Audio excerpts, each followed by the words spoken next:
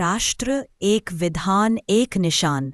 आज जो जम्मू कश्मीर भारत का अभिन्न हिस्सा है, उसकी नींव रखने वाले महानायक थे डॉक्टर श्यामा प्रसाद मुखर्जी।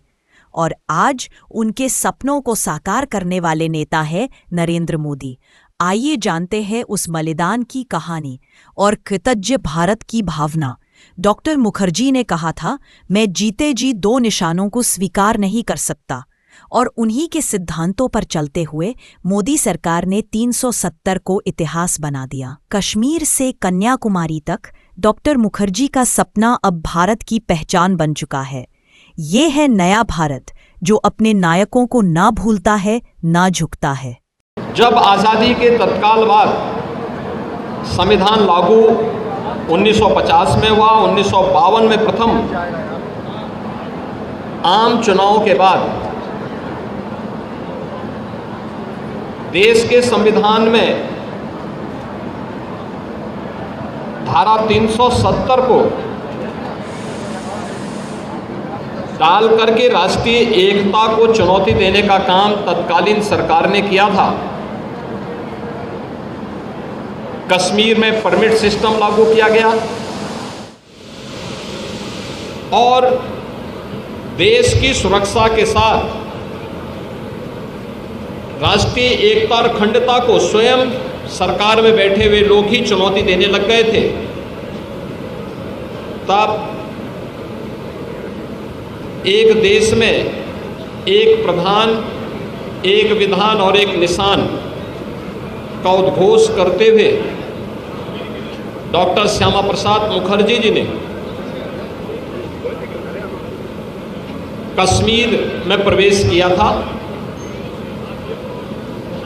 उनको गिरफ्तार कर दिया गया। हिरासत में ही 23 जून 1953 को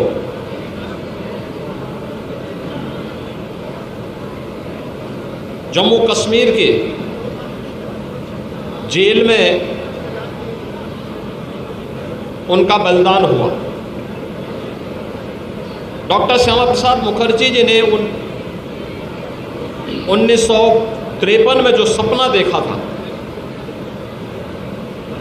एक भारत का, अखंड भारत का और सुरक्षित भारत का, उसे साकार होने में 65-66 वर्ष लगे।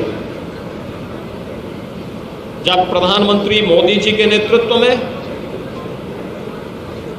5 अगस्त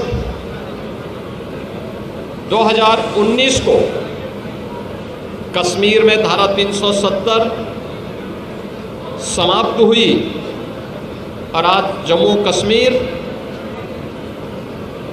लोकतांत्रिक मूल्यों और आदर्शों के साथ भारत के संविधान की भावनाओं के अनुरूप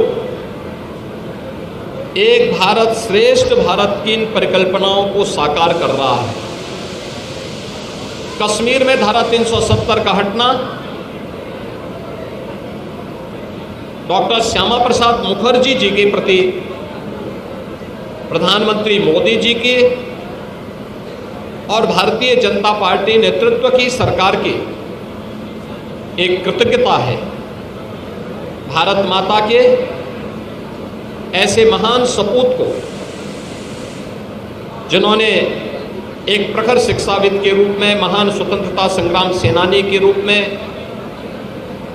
एक विजनरी राजनीतिक नेतृत्व के रूप में देश को अपने मूल्य सेवाओं से लाभान्वित किया था, उनकी इस पावन पुण्यतिथि के अवसर पर मैं उत्तर प्रदेश सरकार की ओर से, उत्तर प्रदेश की जनता जनार्दन की ओर से उनकी स्मृतियों को नमन करते हुए विनम्र श्रद्धांजलि अर्पित करता हूँ।